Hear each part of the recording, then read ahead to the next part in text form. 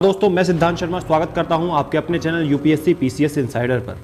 जैसा कि मैंने आप सभी से एक वादा किया था कि हम कुछ दिनों बाद इसी चैनल पर टॉपर्स की मेंस की कॉपी आपको दिखाने वाले हैं कि कैसे वो लिखते थे, कैसे वो लिखा था, किस तरह से प्रेजेंट करना है, क्या चीज़ का ध्यान देना होता है, क्या नहीं देना होता, ये सब आज हम बताने वाले हैं। लेकिन जो ये आज हम कॉपी लेके आए हैं वो लाए हैं विशाखा यादव मैम की, जिन्होंने ऑल इंडिया रैंक 6 हासिल करी थी और करंटली ये आईएएस के लिए चयनित हो चुकी हैं। तो अगर आप जानना चाहते हैं कि कौन कौन आईएएस बने हैं रियल में, तो उसके लिए मैंने एक डेडिकेटेड वीडियो बना दी है, जिसका लिंक ऊपर आई बटन और नीचे डिस्क्रिप्शन में मिल जाएगा। उसको आप देख लेना। जितने भी टॉपर्स थे, किन किन को आईएएस मिला, किन को नहीं, उसमें बिल्कुल क्लियरली मैंने बताया है। तो आज इस कॉपी में हम सबसे पहले ध्यान से मैं आपको बता दूं कि किन चीज़ों का आपको ध्यान रखना है। तो ये जो कॉपी है ये है GS1 की। चलिए शुरू करते हैं इस वीडियो को। लेकिन वीडियो शुरू करने से पहले आपको एक जानकारी और दे दूं, अगर आपने अभी तक इस चैनल को सब्सक्राइब नहीं किया तो लाल रंग के सब्सक्राइब बटन को दबाकर बेल आइकन हिट जरूर कर लें, क्योंकि इस पे जो भी वीडियो आने वाली है, एक एक वीडियो आपके लिए बहुत बहुत काम करेगी, क्योंकि इतना डिटेल में फिर आपको कोई नहीं बताएगा। चलिए शुरू करते हैं इस वीडियो को। तो दोस्तों, जैसा कि आप सभी को पता है कि विशाखा मैम का जो मीडियम था वो आपका इंग्लिश मीडियम था। ठीक है, उन्होंने इंग्लिश से पेपर दिया है। विशाखा मैम की ये कॉपी है जो उन्होंने प्रैक्टिस के लिए लिखी थी। तो चलिए शुरू करते हैं, देखते हैं। सबसे पहला जो क्वेश्चन आया उसको ध्यान से देखना, आप मेरे साथ पढ़ भी सकते हैं और साथ में देखेंगे। तो चलिए पहले क्वेश्चन को हम देख लेते हैं कि इस क्वेश्चन में देखिए सबसे जो हाईलाइट वाली बात है कि शुगर इंडस्ट्री इन इंडिया के बारे में पूछा गया है। ठीक है, जिसको सबसे पहले आपको किसी भी मेंस कॉपी के लिए या मेंस के लिए आप जब आंसर राइटिंग करते हैं, प्रैक्टिस करते हैं, तो आपको सबसे पहले क्वेश्चन को ध्यान से पढ़ना है कि उसमें मेन चीज़ें क्या है। ठीक है, हाईलाइट द प्रॉब्लम्स। ठीक है, ये और हिंदी में इसको पढ़ लेते हैं एक बार। भारत में चीनी उद्योग के वितरण का विवरण प्रस्तुत कीजिए, साथ ही चीनी क्षेत्र को अवरुद्ध करने वाली समस्याओं पर प्रकाश डालिए। ठीक है, अब आप ध्यान से देखो, सबसे पहले हम इस पर गौर करते हैं कि हैंडराइटिंग पर। ठीक है, हैंडराइटिंग आप देखिए, आप कहते हैं ना, आपका सवाल होता है कि हैंडराइटिंग कैसी होनी चाहिए। हैंडराइटिंग बस आपकी क्लियर होनी चाहिए, साफ साफ पढ़ी जाए उतना होना चाहिए। अगर आपको लगता है आपकी हैंडराइटिंग बहुत ज़्यादा खराब है तो आप एक काम कर सकते हैं कि अपनी हैंडराइटिंग को जितना हो सके आप उसको साफ साफ लिखें, एक एक शब्द को अलग अलग करके लिख दें, तो वो भी आपका कंसिडर करा जाएगा। ठीक है, तो सबसे पहले देखिए इन्होंने जो मेन पॉइंट है, जैसे sugar cane is a typically grown, ठीक, इसको इन्होंने हाईलाइट कर दिया, in found in Maharashtra and Karnataka. सबसे पहले इन्होंने एक क्वेश्चन की भूमिका तैयार करी है। ठीक है, उसका एक इंट्रोडक्शन तैयार किया है कि किस तरह से क्वेश्चन को शुरू किया जाए। उसके बाद आप देख सकते हैं कि इन्होंने sugar cane distribution, sugar industry distribution के बारे में बात किया है कि कहाँ कहाँ पे इसका किस किस बेस पे होना चाहिए। देखिए सबसे पहले आप यहाँ पे एक और चीज़ ध्यान दो कि आपको पॉइंट पे जहाँ पे लिखने का मौका मिले तो वहाँ पे आपको पॉइंट पे लिखना है। ये देखिए जैसे 1 2 बेस्ड ऑन द वेबर। ठीक है, वेबर थ्योरी ऑफ ट्रांसपोर्टेशन। इन्होंने थ्योरी को बिल्कुल एग्जैक्ट नेम जो मेंशन किया है उसी को उन्होंने हाईलाइट कर दिया। ठीक है, और इसमें जो मेन है कि वेट लूजिंग क्रॉप, ठीक, इसको भी हाईलाइट कर दिया है, क्योंकि ये चीज़ मेन है तो इन्होंने इन चीज़ों को हाईलाइट कर दिया है। फिर उसके बाद sugar industry distribution north India में किस तरीके से है वो भी इन्होंने बताया है।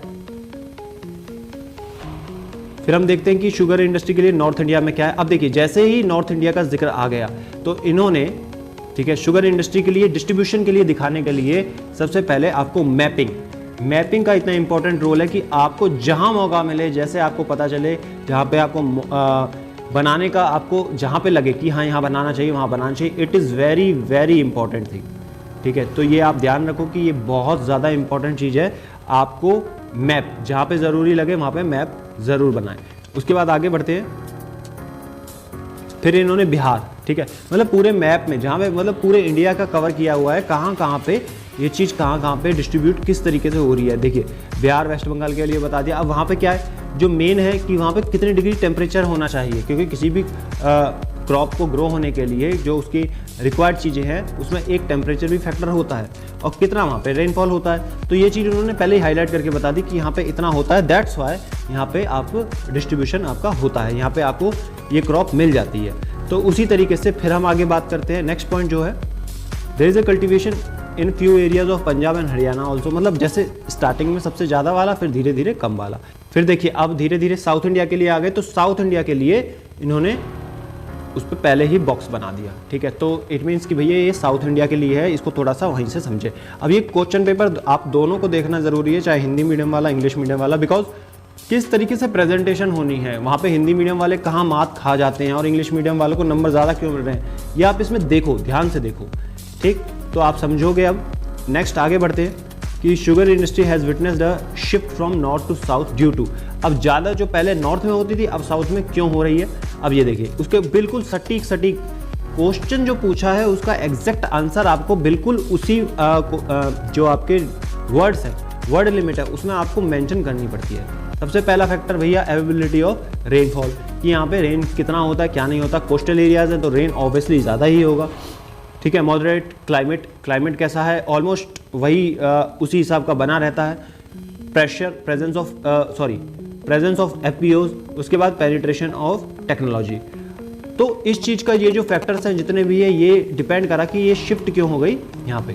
उसके बाद इन्होंने बताया कि भाई इस सेक्टर में प्रॉब्लम्स क्या है, ठीक है। तो ओवरऑल भूमिका कहाँ से शुरू करी कि उसको बनाया, क्वेश्चन को बनाया, कैसे करना चाहिए, क्या होता है, कहाँ होता है, उसके बाद क्यों होता है, उसके बाद अब इनको प्रॉब्लम क्या फेस करनी पड़ी। तो सबसे पहले द एरिराज एंड पेंडिंग पेमेंट्स, ठीक है, debts of mill owners towards farmers, ठीक है। सिंपल सी बात है, जब आपके पास कर्जे में डूबेंगे तो वहाँ पे प्रॉब्लम होगी ही होगी। The compulsory jute packaging rules mandating 20% of the sugar packaging, तो ये भी आपका यहाँ पे इन्होंने मेंशन कर दिया। उसके बाद इसी क्वेश्चन के अब देखिए ये फैक्टर जो था आपका ज्योग्राफिकल था, ठीक। अब ये देखो इकोनॉमिक टच चीज़ को दे दिया, क्योंकि जो भी बेस्ट आंसर होता है वो आपका रिलेटेबल होना चाहिए। सिर्फ एक चीज़ को हमको बिल्कुल रिलेट करके बनाना पड़ता है। ज्योग्राफी को इकोनॉमिक्स में कैसे हम ये इकोनॉमिक सेक्टर भी, इकोनॉमिक टच भी उन्होंने दे दिया बहुत अच्छे से। द SAP एंड FRP के लिए जो इन्होंने जो मेन चीज़ें हैं उसको देखिए हाईलाइट करना पड़ेगा, लाइंस अंडरलाइंस आपको ध्यान से देनी पड़ेंगी। गवर्नमेंट इंटरफेरेंस, गवर्नमेंट ज़्यादा इंटरफेयर करेगी तो ऑब्वियस ही बात है कि भाई किसानों को पसंद आएगा नहीं, तो यही है। एक्साइज ड्यूटी बढ़ जाएगी, अगर टैक्स बढ़ेंगे तो सिंपल सी बात है। और इन्होंने हर चीज़ को ध्यान से देखोगे तो हर मेन चीज़ को देखिए, यह कि 20% बढ़ा तो 20% को हाईलाइट कर दिया, ठीक। ये सब चीज़ के बारे में जितनी भी बातें हैं सारी की सारी जो हैं इन्होंने मेंशन कर रखी हैं। तो ये आपको ध्यान रखना है कि जो भी आंसर हम रखते हैं या आंसर हमको लिखना है, प्रैक्टिस करनी है, तो उसमें हाईलाइट करना ना भूलें। अब ये देखिए सेकंड क्वेश्चन देखिए, ठीक है। सेकंड क्वेश्चन जो है वो बैम्बू के लिए है। Bamboo has been refer to as green gold, ठीक है। अब देखिए जो पिछले क्वेश्चन में टेक्निक फॉलो की थी सेम, क्या पूछा है बैम्बू के बारे में, और क्या ग्रीन गोल्ड ये क्यों कहा जाता है। सिमिलर अप्रोच है कि क्वेश्चन को ध्यान से पढ़ना है, उसमें जो मेन चीज़ें हैं उसको हाईलाइट कर लो, सो दैट आंसर को आप आराम से लिख सको। Of its numerous commercial application, discuss the distribution of bamboo in India and the recent steps taken by the government with regard to industry। तो ये कुल मिला के पहले बैम्बू के बारे में बताना, उसके बारे में क्या क्या चीज़ें हैं, किस तरह से डिस्ट्रीब्यूशन हो रहा है इंडिया में, और उसके बाद क्या स्टेप्स गवर्नमेंट ले रही है इस इंडस्ट्री को बचाने के लिए, इस इंडस्ट्री के लिए क्या फेवरिज्म है। तो अब आप देखो सबसे पहले वही कि बैम्बू और the green gold is famously called poor man's timber. जो ऊपर कहा गया कि भाई ग्रीन गोल्ड, तो इसको इन्होंने एक्सप्लेन कर दिया। ध्यान से देखिए क्यों ग्रीन गोल्ड कहा जाता है, ठीक है, उसको और एक नाम दे दिया पुअर मैन्स टिम्बर। ये छोटी छोटी बातें ही आपके जो आंसर को है वो इंपॉर्टेंट बनाती है, वो अच्छा बनाती है, रिप्रेजेंटेबल बनाती है, कैसा दिख रहा है। भूमिका का जिस तरह से पृष्ठभूमि तैयार होती है, जैसे किसी भी मूवी की अगर आपकी स्टार्टिंग अच्छी होगी, स्टोरी लाइन अच्छी जा रही होगी तो आपको इंटरेस्ट आएगा। सेम है in India with more than 10 million hectares of land under cultivation, ठीक है। ये इन्होंने बिल्कुल बता दिया कि भाई कहाँ कैसे होता है इंडिया में। उसके बाद अब सिग्निफिकेंस एंड कमर्शियल एप्लीकेशंस, इनका यूज़ क्या है, ठीक है। कार हो जाता है तो इसमें आपका बैम्बू किस चीज़ में यूज़ हो जाता है, ठीक है। Also use as the raw material, क्यों यूज़ होता है, एप्लीकेशन मतलब कहाँ यूज़ होता है। आप हिंदी मीडियम वाले हो, इंग्लिश मीडियम वाले हो, इतना आपको पता होना चाहिए कि एप्लीकेशन का मतलब कहाँ यूज़ होता है। फॉर कंस्ट्रक्शन देखिए जो मेन चीज़ है वो उन्होंने हाईलाइट कर दी, जैसे इरिगेशन को भी कर सकते थे, और बैम्बू ड्रिप एंड इरिगेशन इन मेघालय। तो जहाँ मौका मिलेगा वहाँ पे आपको करना चाहिए सो दैट आसानी से बढ़ सके। डिस्ट्रीब्यूशन ऑफ बैम्बू देखिए सबसे फिर से वही चीज़ है मेन इंपॉर्टेंट, जो है कि आपके पास मैप बनाने की सुविधा जहाँ मिल जाए, मैप मस्ट है, मैप जरूर बनाएं, ठीक है। और जो GS1 के पेपर में मैपिंग हो सकता है आपको ज़्यादा से ज़्यादा बनाने को मिल जाए, तो ये चीज़ का ध्यान रखना है। तो यहाँ पे आप देखिए, आप सबसे पहले फिर से वहीं से मध्य प्रदेश से जो उनका मेन स्टार्टिंग है वहाँ से शुरू करा, मध्य प्रदेश से शुरू करा, फिर नॉर्थ ईस्ट के बारे में बताया है सारा, आप देख सकते हैं। उसके बाद जो मेन था उसको उन्होंने वहाँ पे हाईलाइट कर दिया, ठीक है, ये आप देख सकते हो। उसके बाद धीरे धीरे आप आगे बढ़ेंगे तो it covers almost the 13% of the forest area, ये भी इन्होंने हाईलाइट। देखिए आप ना हाईलाइट जरूर देखो कि हाईलाइट किस चीज़ को कर रखा है। उसके बाद जैसे स्टेप्स टेकन बाय गवर्नमेंट, यही क्वेश्चन था। क्वेश्चन में सबसे पहले उसको ग्रीन गोल्ड क्यों कहा, सेकंड उसका एप्लीकेशन कहाँ कहाँ हो गया, उसके बाद इसका स्टेप्स गवर्नमेंट के द्वारा क्या है। यही है हिंदी मीडियम में थोड़ी सी यही समस्या हम कर देते हैं कि हमको लिबर्टी होती है हिंदी लिखने की, तो हम ज़्यादा से ज़्यादा वर्ड्स लिखते जा रहे थे, वो आउट ऑफ द कॉन्टेक्स्ट चला जाता है। अब देखिए यहाँ पे भी सीधा इंडियन फॉरेस्ट एक्ट के बारे में 1927, जहाँ आपको कोई रिपोर्ट को मेंशन करना आ जाए या आपको मौका मिल जाए आप तुरंत उसको मेंशन करें, ठीक है। यहाँ पे इन्होंने डायरेक्ट मेंशन करा। उसके बाद सेकंड आप देख सकते हैं, ठीक है, सेकंड पॉइंट में आपका restricted national bamboo mission which aims to support an area based technology advance and input driven approach to boost monoculture platforms of plantation of bamboo. तो ये आपको जो जो गवर्नमेंट ने स्टेप्स उठाए हैं वो सारे के सारे मेंशन करने हैं, चाहे वो अच्छे हों या बुरे हों, जो भी हैं जैसे भी हैं वो सारा के सारा आपको एग्जैक्ट बताना है। The funding pattern has been 60-40, ठीक है, 60-40 एंड 90-40। ये देखिए आप इसको थोड़ा ध्यान से देखिए, जो भी मतलब मेन चीज़ है ना वो उसको छोड़ा ही नहीं है, कहीं पे भी नहीं छोड़ा, ठीक है, उसको मतलब मेंशन करने के लिए बिल्कुल भी नहीं छोड़ा है। सेपरेट फंड एलोकेशन बजट 2018-19 में अलग से गवर्नमेंट ने फंड भी दिया था, ठीक है, तो ये भी मेंशन कर दिया। अब उसके बाद आगे बढ़ते हैं। India needs to leverage its second largest cultivation. यहाँ पे आप देखिए लास्ट में एक कंक्लूजन टाइप सा दिया है ना, ये ध्यान से आप देखो, ये कंक्लूजन टाइप सा हो गया, ये लास्ट में आप देख सकते हो, ये एक आपका कंक्लूजन टाइप का हो गया। कंक्लूजन कि आपका जो कहते हैं ना भावार्थ क्या निकलता है, इसका मतलब इससे हम क्या, इसका उत्तर जो है समरी, ठीक है, छोटा सा समरी 2-4 लाइन सा, सो दैट इसको हम वाइंड अप कर सके, कवर कर सके। तो ये आपका इन्होंने सेकंड आंसर लिखा, बहुत ज़बरदस्त आंसर लिखा, बहुत अच्छा क्वेश्चन आंसर लिखा। थर्ड को हम देख लेते हैं, explain the concept of diastrophism and elaborate on the process that form part of it.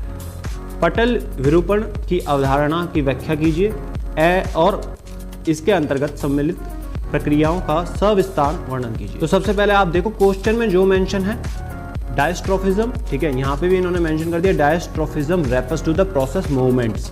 यहाँ पे यही चीज बिल्कुल पॉइंट टू पॉइंट, क्योंकि हमारे पास शब्द उतने हैं नहीं, जितने हमको चाहिए उतने में आंसर कंप्लीट होना चाहिए, रेलेवेंट, ठीक है, जो जरूरत है उसके अनुसार।